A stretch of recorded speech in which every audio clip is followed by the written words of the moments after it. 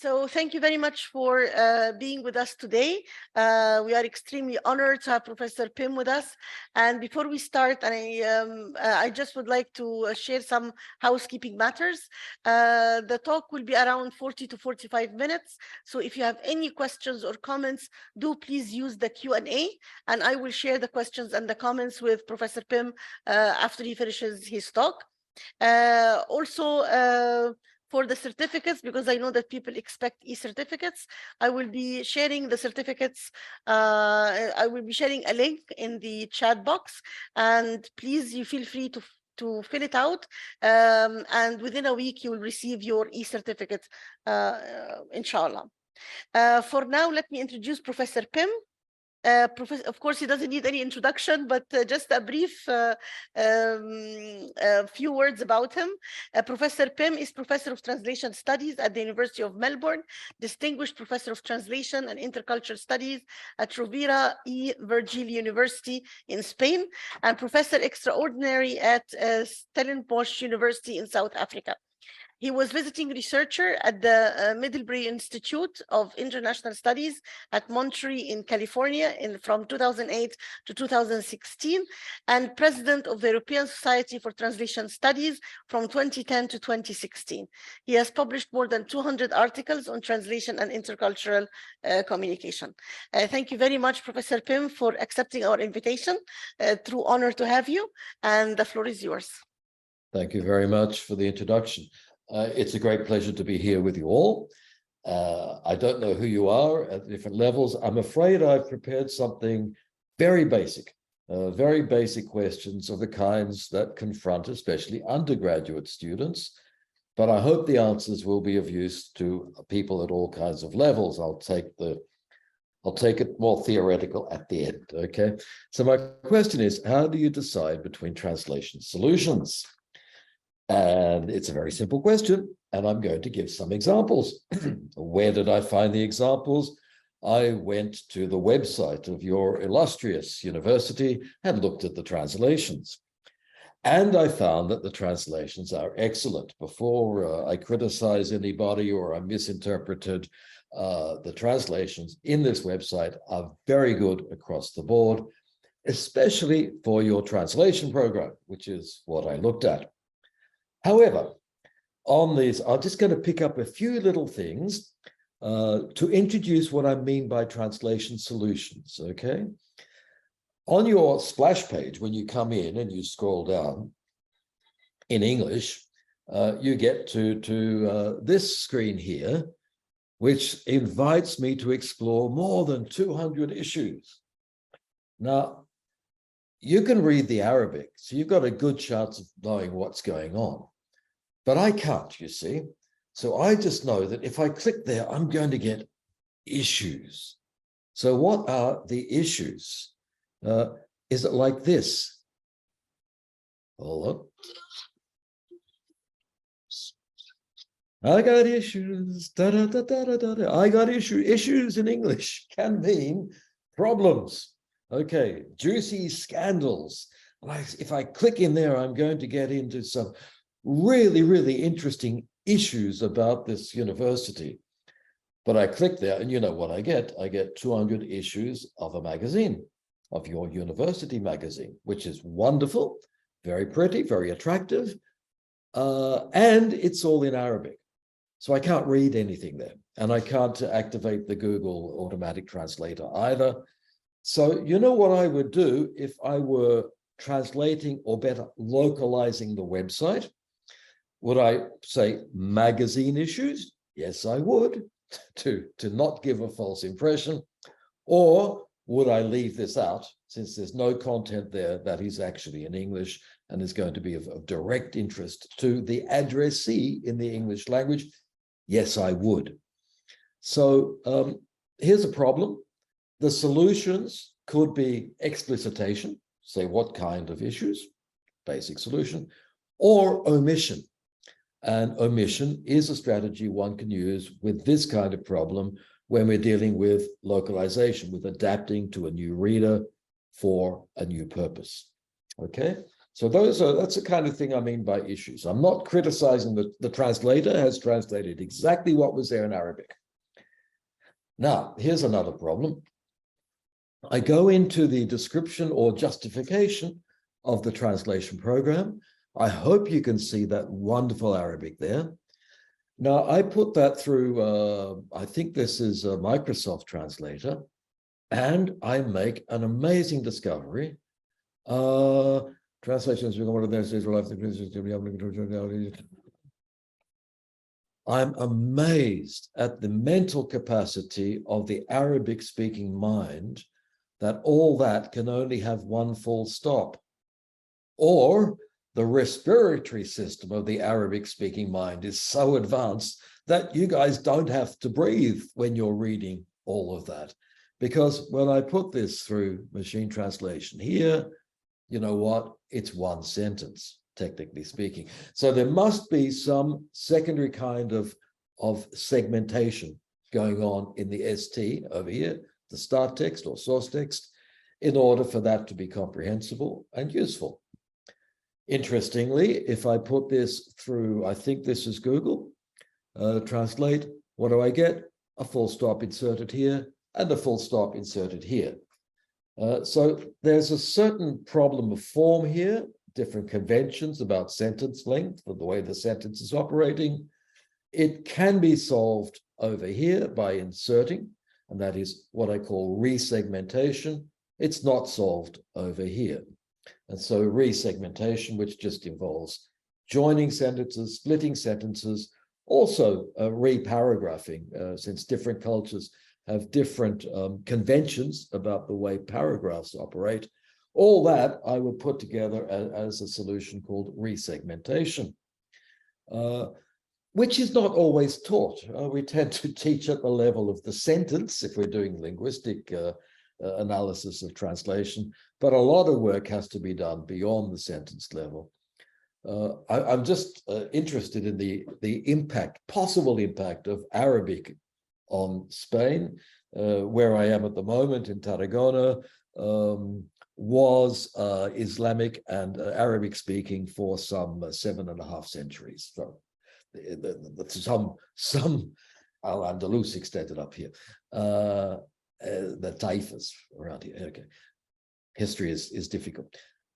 The Spanish sentence is also very long. This is from the Spanish passport, okay? And you can see the English down there. What's interesting is that the translator into English in the Spanish passport has also cut it up into shorter English sentences. The Anglo-Saxon mind can't extend for as many subordinations as the Hispanic or perhaps Arabic-speaking mind, okay? So that's another kind of solution, resegmentation. Here we move on to a second paragraph justifying the study of translation. And here I'm just picking up on very small things. It's a good translation. I'm not criticizing the translator. I'm just interested in the way some problems have been solved. For example, for me, the Menalands is not immediately recognizable. I wondered what that was. I can sort of reconstruct what it could be. And I found out that it's the Menalands means the Middle East and North Africa. So it's that area perhaps, but sometimes it's that area as well. It's not a fixed thing. Oh, the Arabic, though, is using Middle East and North Africa in the full version. And the Menalands is introducing a technicism, and it's actually using implicitation, assuming that the reader is immediately familiar with this acronym. This reader wasn't, as it turns out. I confess my ignorance. And I wonder if a better solution might not have been to remain literal in this case, or to explicate again, put MENA and in brackets Middle East and North Africa to educate the reader. Why not? Those would all be possible solutions. Okay. The problem would be a reader who doesn't immediately recognize Middle East and North Africa there, as was the case for me. Another simple, trivial example in the same sentence, the Kingdom of Saudi Arabia is translated as Saudi Arabia, that is implicitation.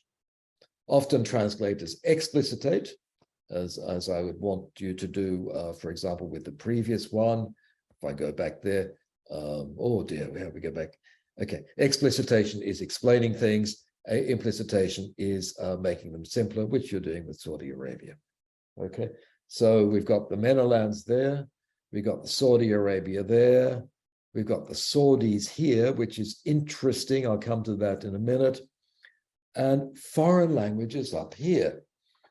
Again, great translation. The translator has rendered exactly what is in the Arabic, almost. We will see. However, this text is written for a speaker of English. It's written for me. What's a foreign language? For me, a foreign language is anything that's not the language of, well, English, because I'm reading this in English. But if I read this text, there's some doubt. Foreign language would logically be a non-Arabic language. So should we translate that as foreign languages or as something else? Okay. Question. And then who is getting the benefits of the translations between these languages? So we've got some Arabic here. We've got a machine translation here, fairly literal because I did check it. The urgent need for translators and interpreters to communicate with people from outside the region. That makes sense, okay? Because in the region, people are speaking Arabic, so I can understand this communication between Arabic and non-Arabic languages, which would be the foreign languages. The translator, however, has added to assist Saudis, I think. People can correct me. It might be embedded there in a place I couldn't find, but I think the translator has felt a need to explain who is getting the benefit of this work to assist Saudis in communicating with people from outside. But it could be to help the outside people communicate with Saudis as well. So the translator here has intervened and made a choice to orient this text, perhaps to indicate to the people funding the program that translation and interpreting helps them. I don't know. I'm not privy to the negotiations that went behind this. Okay. How would I translate this? But I'm not a translator specialized in this area. I would perhaps say provides jobs for many people who do not speak, provides services for many people who do not speak Arabic. Translators and no, Saudi Arabia provides jobs. That's right. You have many people coming in who do not speak Arabic, right? Translators and interpreters are needed to solve the communication problems for both sides. Why would I do that? Because the text is in English and the English-speaking reader will not immediately identify with the Saudis being helped. I'm trying to indicate, you know what? There's something in it for you too. Okay, so I'm intervening. I'm not putting exactly what's in the ST. I'm not following the choice made by the translator here. I'm trying to indicate the benefits of translation interpreting for a wider audience, possibly reading this text. I don't think I made that too clear, but ask me about it afterwards. We can go back and discuss it. Now, when I looked at that text, I thought, well, one of the ways we teach people to translate and adapt a text to a new reading public, not just the language, but adapt it to the new purpose in the new context. One of the tricks we teach people is to look for parallel texts. What's a parallel text? It's a text on the same topic in the target language. And you go there and you can do your terminology mining. You'll find out the kinds of terms that are used, and you'll pick up the text type conventions. You'll pick up the phraseology. You'll pick up the verb tenses, especially, and you'll see how that text will work in the target language. And then from there, you can start adapting things from the start text. And that use of parallel text is absolutely essential for anything that has challenging terminology, especially, or that requires a re-expression in order to adapt to target language text type conventions. Now, these days, as I suspect many of you are finding out, you could just do this in ChatGPT, among other automatic text generators that are coming online now. So what did I do? I wrote in instructions in 100 words, why are translators and interpreters needed in Saudi Arabia? I didn't write the sentence very well, did I? But it doesn't matter. It gave me a wonderful answer. Wonderful answer. Well, I don't know. It said some things, but are good things to say. Okay, bridge communication gap, culturally diverse country, different languages, business, up there at the top, tourism, legal, healthcare, to help visitors, non-Arabic speaking individuals, and patients understand and navigate. Is that a translation? No, it's not a translation. Is it giving us ideas about what we might put in a text to attract foreigners or to explain the importance of translation and interpreting to foreigners? Yes, you can very definitely use this technology, draw on it to inspire you to adapt the text, adapt the ST, or even write it better in its original language. So is this a translation technology? Yes, because translation, machine translation is built in to ChatGPT. More interestingly, though, it's a source of parallel text knowledge that people can use. And as a teacher of languages in general and translation in particular, we have to find out ways of using this in our classroom very quickly so that people benefit from the technology and don't just get it to cheat on their essays, which you can also do. We can talk about that a bit later. What's interesting is I can use this for other messages, okay? I can let technology do the hard work and draw on it. But we found out in the past 2.5 years, especially, that for very important communication, behavior change communication, you need more than technology, and often you need more than translation. I'm talking about studies that we've been doing in Melbourne on COVID communication and how to reach the speakers of more than 260 languages in the city of Melbourne, which has 5 million people. And Arabic is the first foreign language. Okay, sorry, the second. We have Chinese and then Arabic. So it's a big concern for us. How do I do this? How do I get people to get vaccinated? I can write a text in English for English-speaking people and get that translated by certified translators, which is the official policy, and that's what was done at the beginning. What happened? Huge resistance to vaccination, many conspiracy theories circulating in the languages other than English, and very low vaccination rates in the parts of the city where non-English languages are spoken predominantly. So this is an interesting translation situation because we can see the input, the kind of text that's written, the kind of translation that's done, and we can see the results in the vaccination rates. Okay, and there are many other factors feeding into it. It's not a cause and effect relationship in any simple sense. So how can we adjust that? Well, we could try the technology, and you'll recognize some of the repeated phrases. Okay, different cultures and languages can exist. Herd immunity, but the people won't understand that. Keep everybody safe. They'll understand that. As a speaker of Arabic, it's important to do your part.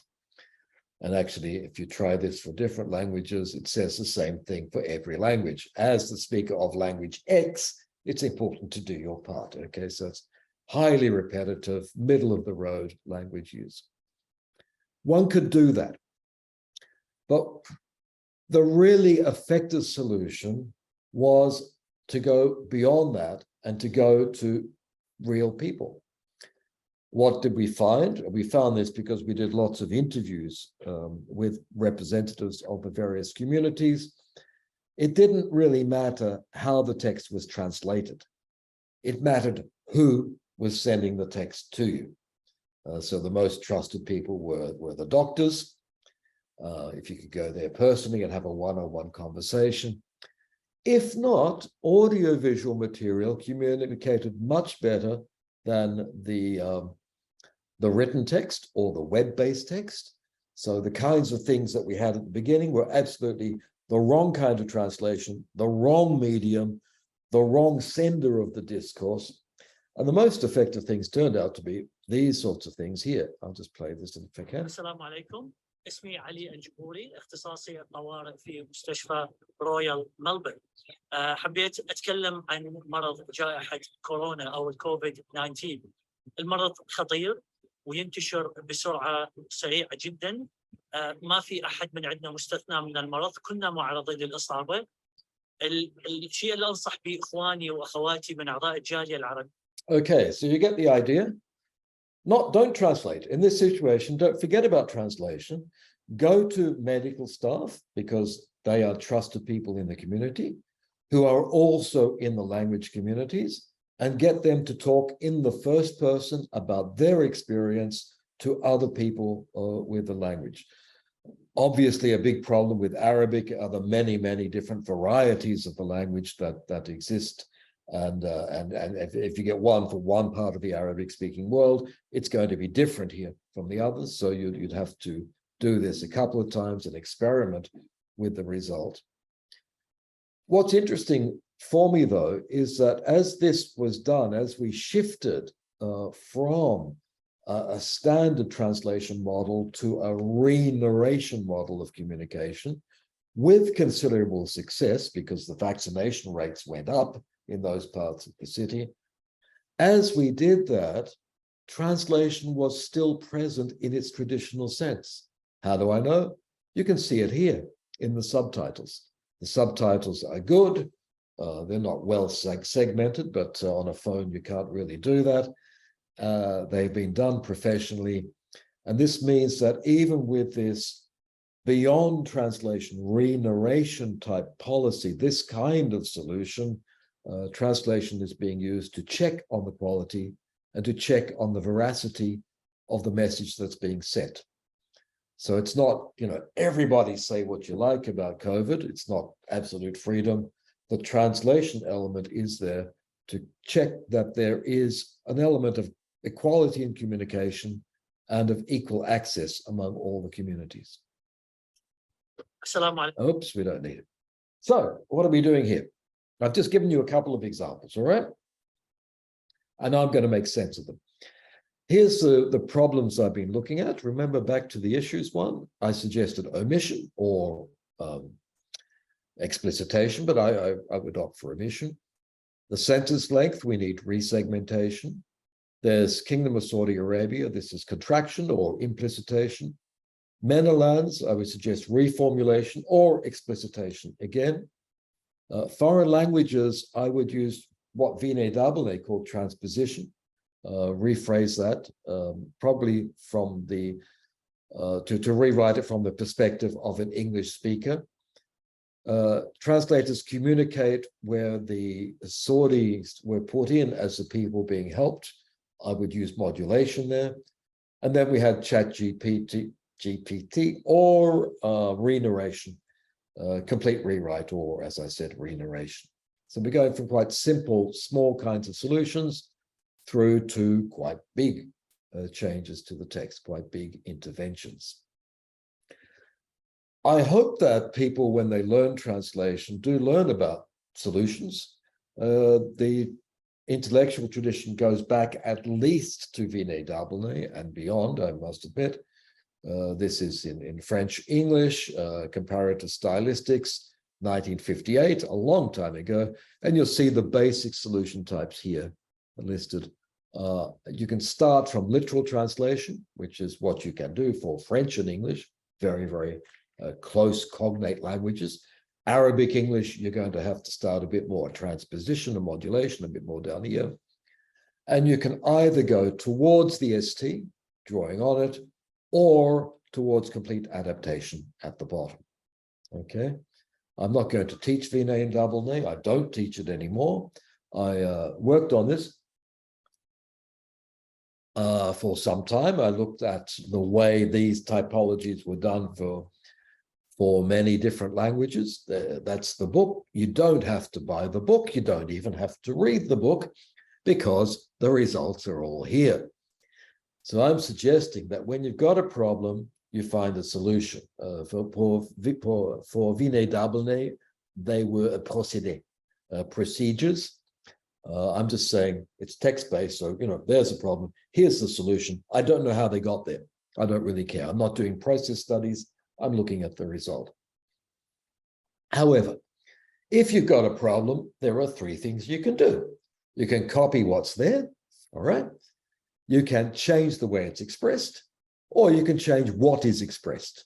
That's text tailoring. So this will be the last one, the re-narration, if you like, absolute changing of text, or the use drawing on ChatGPT to put in things that are not in the ST, material change. Some people say that's not translation. I don't care. If you get paid for it, it's a good thing to do. All right. Now, underneath those three, I've got copying the words, copying the structure, that's calc in Vine double Ne. Perspective change, this would be seeing it from the perspective of the Arabic speaker, foreign language, or the English speaker, languages other than Arabic. Okay, so that would be perspective change. Density change is MENA lands becoming Middle East and North Africa. Okay, putting more words in to say the same things or fewer words to say the same things. Resegmentation, I've given you an example. Compensation is when you do it in a different part of the text or on a different language level, but that's already in Vine double Ne, and that's well known. Then we have the corresponding idioms in different languages, and then text tailoring at the bottom. Beneath those, there are many, many things that translators do, and beneath each of these, there are further subtypes. You could have another column here and another column here. All the tricks of the trade that translators learn as they gain experience. Not so much as they learn in the translation class. We sort of, if I can stick with these, I'm happy if people get that. So here's the simple typology that I do teach these days. It's just enough for people to remember for the test at the end of the week, okay? Or even for the exam at the end of the year. They might remember this many different things, okay? What's interesting about it is that machine translation, which is there to be used by everybody these days, tends not to use these solutions, tends not to draw on what's in the ST to copy a word or to introduce an expression. It wants to translate everything and tends not to use the radical solutions of cultural correspondence or what I've called text tailoring or re-narration. So machine translation sort of keeps us in the middle of the road translation. It can do density change. It can do perspective change. It is very close to literalism in most cases. What does that mean? It means that human translators are still needed, not just to pick up the mistakes that machine translation makes for long sentences or for pronouns, okay? These things it just fails habitually, but it's getting better. We also need human translators for the work up the top, what we borrow from other cultures, and the work down the bottom, how we adapt a text to a new readership, to a new purpose. I tell people, if you're working with machine translation, post-editing, okay, you're playing around here in the middle. You're playing piano, but you know what? Our translators have to play with the whole orchestra, with a whole range of things that can be done with cross-cultural communication. So in drawing up that list and extending it to text tailoring, to radical adaptation, I want to indicate that we have to learn to do a lot of things. Now for the theory bit, okay? For the people who wanted some. I do think that I can describe translation skills, the skills that are specific to translation in terms of this model. You have a problem, you generate a series of possible solutions to it, and from that series, you pick one, okay? And that's what translators do. They do that quickly, and they do it with confidence. Why do I have this minimalist model? Because there are models of translation competence with huge numbers of things in them, and then we don't know, we've got to train people in all these things. No. The bit that is translation is that, okay? And it helps you stick to you have an orientation in your training program. It means that we can use the technologies like machine translation, like automatic text generation these days, because it is helpful on the generation part, the first part up here. But it's not so helpful with the second part, the selection part. We still need that human element to make that selection part. And if we can use the technologies to get more solutions here, we will probably get a better translation. All right.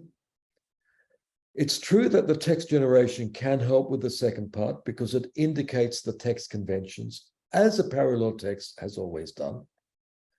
But it may not do so quickly, and it may help, on the other hand, with giving more confidence. We can feel justified because we can see that the technology has verified that this is a middle-of-the-road probabilistic solution. Why not speed? Obviously, the more things you generate here, the harder it is to make a decision, the slower you go. So what happens with the more professional translators or years of experience, they go through this generation part very fast, okay? And they'll tend to spend time only on the big, really important problems. I'm also interested in the fact that this kind of competence or this set of skills, a union of 2 or 3 skills,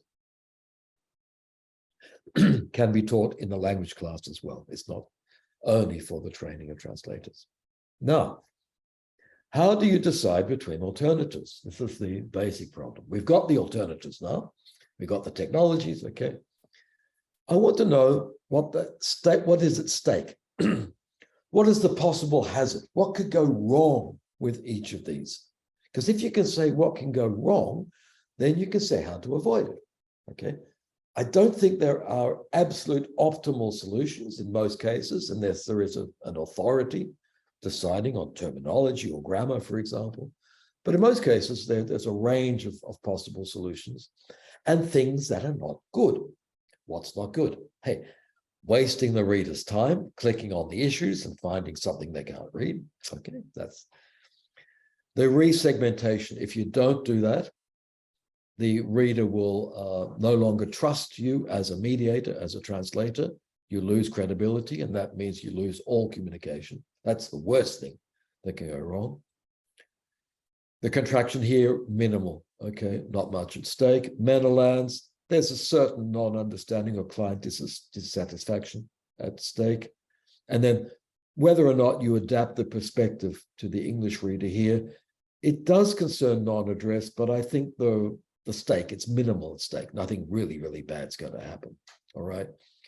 And if you rely exclusively on ChatGPT to do complete rewrites, you'll produce some really cool sounding texts and you will be unemployed for a long time, replaced by the technology. That's what's at stake. So how do I decide which solutions to use? I find out what's at stake and I try to assess whether it's high stakes or low stakes or medium. This is very simple, but I think people do this quickly when they're making these judgments.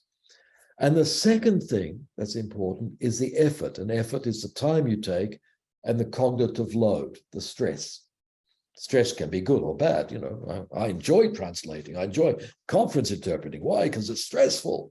It makes it's exciting. You know? You don't want a boring old job.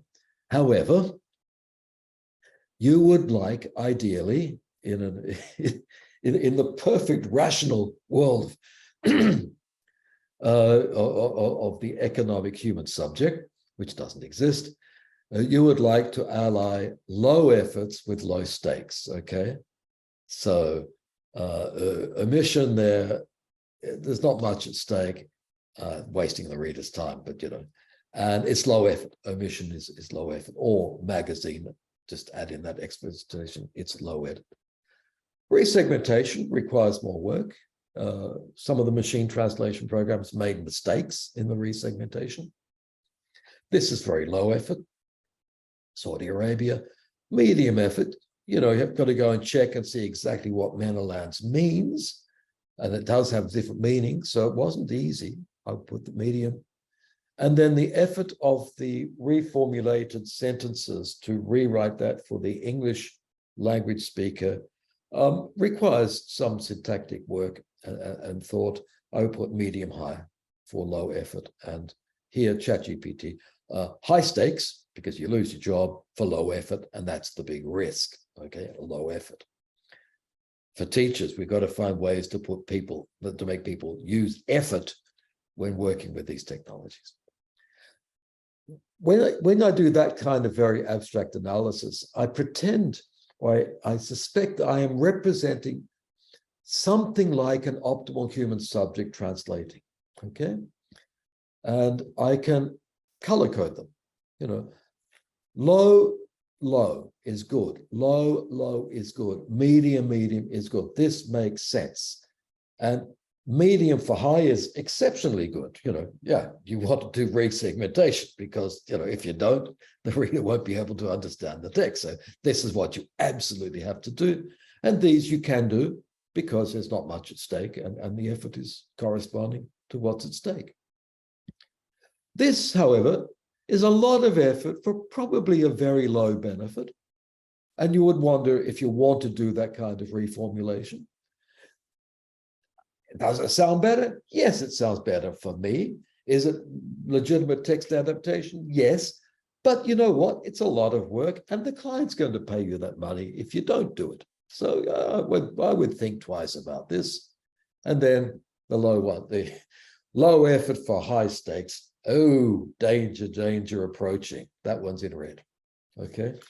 So this is just a very simple model of how these two criteria can work in a balanced way or in an asymmetric, imbalanced way. The ideal, of course, is to have low effort for high benefits, but we don't find much of that here. Here, I'm not working on benefits, I'm working on the analysis of what can go wrong. And when I'm teaching translation, this is the starting point. I say, well, what can go wrong here? What's the worst thing that could possibly happen? And then we start to think of how to intervene in the text and make it more effective. Why does this matter? Why am I doing this kind of analysis? Well, beginners, when they first come into first-year translation class, they tend to think everything is important in the text. And it's not true. Some parts are important, some parts are not. And I'm trying to, when I do that risk analysis, or what high stakes, low stakes, I'm trying to teach them that you work on the, you've got to pay attention to the things that are really important. And professionals do learn to do that. Many of our traditional ethics are based on accuracy to the ST, but not everything in the ST is immediately appropriate or important. And I think we have to develop ethics that are based on communication to the new receiver in the new language. And that's another reason why I do this. It's also because I'm trying to think of how we can use automation. Automation means automatic text generation and machine translation and translation memories. I think we can use automation quite happily for many low stakes problems. But for the high stakes problems where it really counts, I think we have to have human intervention and people making decisions that are not only quick, not only efficient, but also ethically justified. What's happening in the professional translation world is that automation is getting better and better, automation in that wide sense, and it's changing the nature of our work. We can work with that on the low stakes text quite happily and get through it quickly, and that's fine. But it's pushing the human element of our work towards, those two ends of the model I showed, towards deciding what do we take from the other language and culture and how do we adapt to our language and culture at the end. It's pushing us towards the more extreme text adaptation type solutions. And that is where we have to struggle to make sure that our effort is not only recognized, but is paid for. Those are all reasons why I think it's worth saying, not just what solution is most accurate with respect to the ST, but what solution corresponds to the two criteria I presented, the relative risk of failure and the relative effort that we invest. I thank you for your attention. Thank you very much, Professor Pim, for this enlightening talk. Very practical and extremely interesting to see the examples that would really make the concepts quite clear. So thank you very much. And now I will just want to remind the audience that I already added in the chat box, I added a link. Please complete this link to receive your e-certificate. Meanwhile, I will start now addressing or reading the questions to Professor Pim. We have a question here from an anonymous attendee, and they say, how can we solve or reduce these problems using CAT tools? Oh, okay. CAT tools, I think you mean translation memory suites. I understand that. And the translation memory suites these days have two components, as you know. One recycles your previous translations, which you can adapt to the new situation.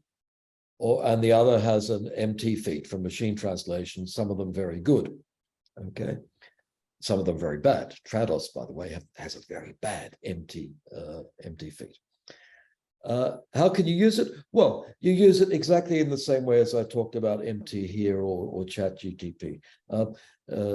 It gives you proposals for your solution, and you should use them as proposals and feel free to adapt, to change things when necessary, okay?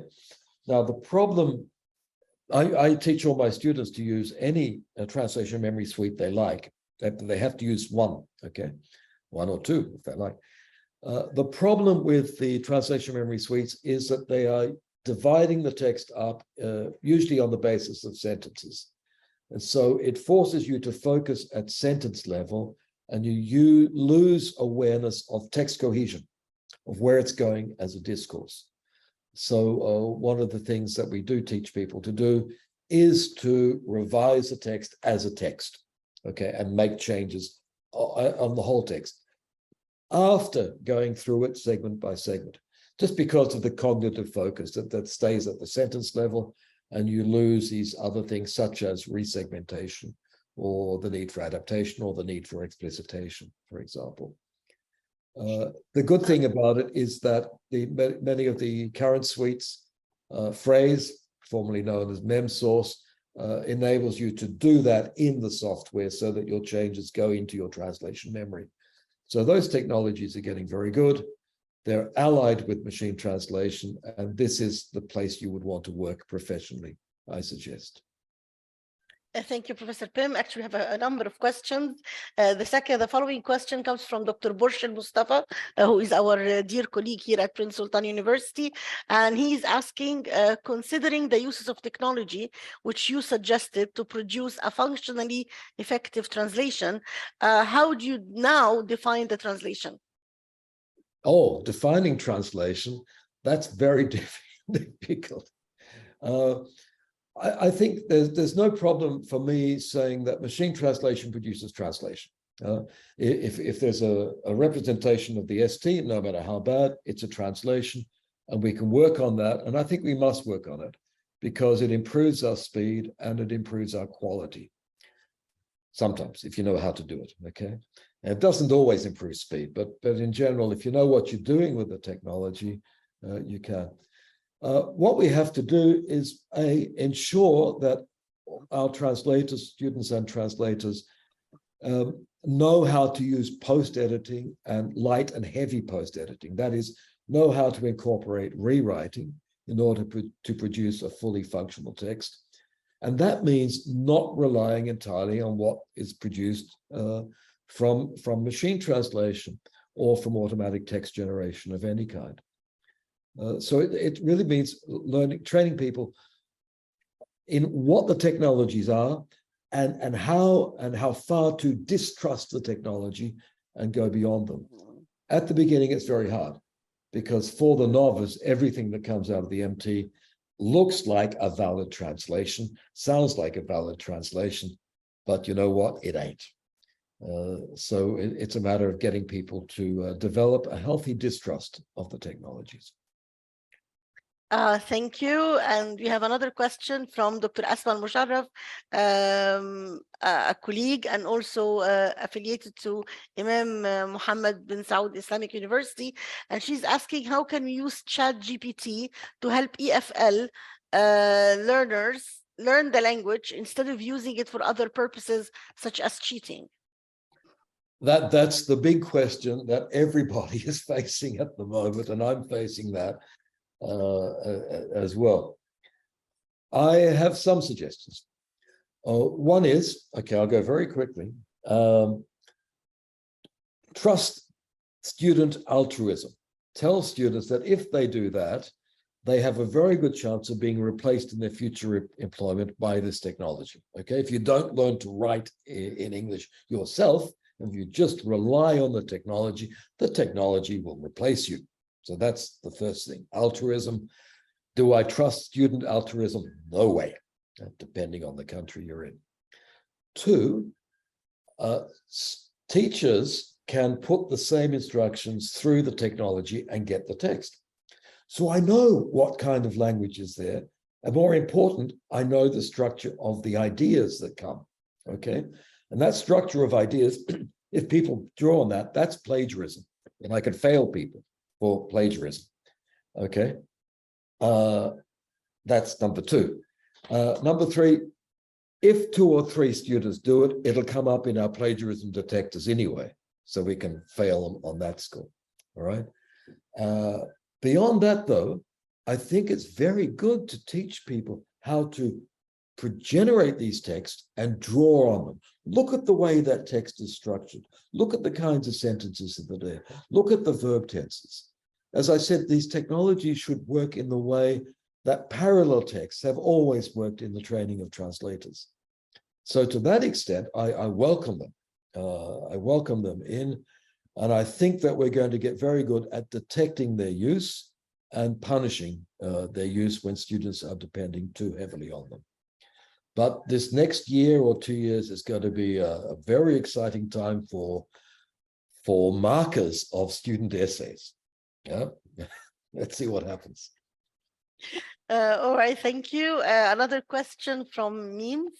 When the translator decides to split long sentences or join 2 sentences, how I link this to the translation norms by Tori? Oh, well, the Tori's norms have a bell curve, all right? And different languages have different norms for what is an acceptable sentence. As I mentioned, Spanish sentences are typically much longer than English sentences in scientific texts, for example. And so we adapt to them. Whether or not all translators do that is a different thing. Now, the problem with the CAT tools, with translation memory suites, is that they make it difficult to do resegmentation. It sort of takes 3 clicks. If it's not an easy thing to do, and so people tend not to do it. And this will eventually result in the norms of one language filtering into another. For example, if you do a study of as has been done, German scientific texts over the past 50 years, we see the influence of English norms for sentence structure. This is work done by Juliana Haust and her colleagues. And we can see that the norm of relying on the ST has had effects on the target culture norms, okay? And we can expect that kind of cross-cultural transfer to increase the more we rely on text segmentation in the technologies. We have Dr. Faisal posing 2 questions. So if you don't mind, Dr. Faisal, I'll take one because we have more questions to go. The question says, who diagnoses and determines the nature and scope of translation problems? The translator or the end user? Don't you think that the centrality of the translator as identifier of problems may result in solutions which are inappropriate to the audience needs? That's a very, very interesting question. Lots of our research focus has been on the translator, and lots of the analysis of problem solving has been on the translator as the person who is supposedly the expert, as Holtzbentary said, in cross-cultural communication, and the person more than the client who can recognize the problems and solve them. Most of my doctoral students for the past 5 years have been working on reception, on how people read translations or follow audio-visual material with subtitles.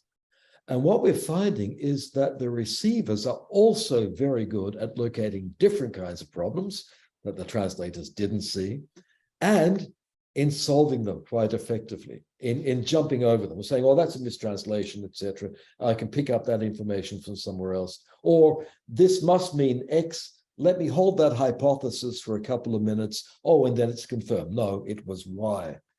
So it's a very good question. I think that the whole field of translation reception is something that we still have to look at a lot more closely, and pick up results from that and feed it back to the translator. What it's telling me these days is that reception is sophisticated. Translators have been over-translating, have been using too much explicitation, have been making text too simple, whereas readers are quite good at handling communication problems, quite good at interpreting possible contradictions, quite good at understanding the foreign, in fact. And I would hope that the research we're doing on translation reception can eventually come back into the training of translators and get people to translate in a more risk-taking way. Okay, I've mentioned here about avoiding risks and adapting effort to risks. When I do that risk management analysis, it's really because I want translators to take more risks and to trust that the readers can make sense of the foreign. Thank you. Actually, we have 5 minutes, so I will have to choose a few questions. Dr. Ibtihal Al-Tamimi is asking, can these criteria be applied to all types of texts? I think so. They're very, very general, and I think to all communication. I'm starting to put together a book now on risk management in cross-cultural communication, and I start to realize, no, it's more extreme in translation, and it's more extreme in cross-cultural communication because there's less trust between the communication participants, and therefore greater probability of things going wrong. So the kinds of criteria I mentioned here are of interest, especially to translation and then to cross-cultural communication around it. But in fact, they're applied, it's from basic pragmatics, and they can be applied to all communication across the board. So I these days, in theoretical approach, although I'm interested in what is specific to translation, because I gave a definition of that there, I'm starting to see that the way we solve problems in translation is not different in kind from the way that all communication problems are solved. It's just different in degree. Perfect. We have a question from Dr. Ahmed Murshiba, and he's saying, are translator training studies an important subject of research? Yeah, absolutely.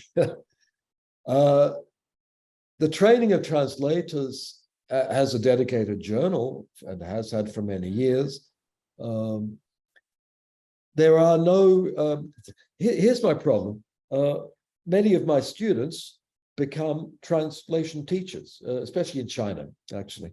The students in Melbourne would go back and become translation teachers, perhaps 20% of them.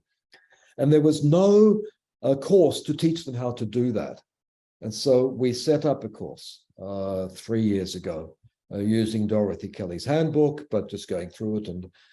And what was interesting was that that course attracted students not just from the Masters of Translation, but also from applied linguistics and language teaching that they came across, and they were interested in the way translation can be used in language teaching as well. So the answer is yes, absolutely. And that course has been great for me because it's given me a chance to really focus on the problems of training in a very pedagogical way as well. But I've seen that it's an interdisciplinary thing, that training in how to train translators should and could be offered to all language teachers or additional language teachers across the board, so that people know how to use translation in language teaching and how not to as well. I'm not going to say translation is everything. It's not. You also have to train people in the use of fluency and impromptu speech, how to think in the foreign language. But translation is a big part of many of the things that our graduates are employed as these days, and so it should be done. We'll take one last question, and this time from the student's perspective. So the question is, as a student, I mostly translate without thinking about the solutions and techniques, and that creates a problem when my professors ask me to justify my choices. So how can I become more aware of the techniques I use during the translation process? Oh, keep your professors happy. That's rule number one of being a student. You can learn a few words to describe what we're doing, which is what I hope to do there when I present that very simple table of 7 or 8 terms. And if you can talk about it, if you have a discourse to talk about it, that impresses people. Impress your clients as well. Oh, I used explicitation. Oh, well, you know how to do that. Yeah, very good. Is that an illusion that we create professionally? Absolutely. Is it a pedagogical illusion? Yes, it is. But I would suggest that, and I think it's good that you're not thinking about it as you translate, because that means you're translating pretty simple text. But when you get to a problem where you don't know the solution, where it's really not obvious, we have to stand back and look, oh, I can go there, there, and there. What do I do then? Then you need to activate some kind of self-awareness, some reflection on what you're doing. And if we can give you a few words that help you do that, that would be great. But I hope you can, when discussing this with your professors, keep them happy by focusing on those high stakes problems where there really is something to say, rather than the more trivial problems. Okay? Professor Pim, 1 hour is never enough, but I know that you have so many commitments. I apologize for all the ones who were putting questions. Perhaps you can communicate with Professor Pim directly and send him an email or something. So Professor Pim, thank you very much. Quite an enlightening talk, very interesting answers to questions. And what I like most about it, very practical. Not being a translator, I really enjoyed your session, and I feel that maybe I will start considering translation now.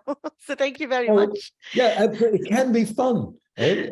It is fun. It seems it's also fun, a really. job. I mean, I've been a translator for many years. It can be hard work, I must admit. But it can be fun and exciting, as I said. I hope I've made that attractive for you. Thank you very, very much for the invitation. And many thanks. Thank you very much. And I hope that you will meet soon with other sessions, hopefully. Thank you very much for everybody in the audience. And don't forget to fill in the form so that you can get your e-certificates, inshallah. Thank you very much, everybody, and have a great day. Thank you. Goodbye. Bye-bye. Bye.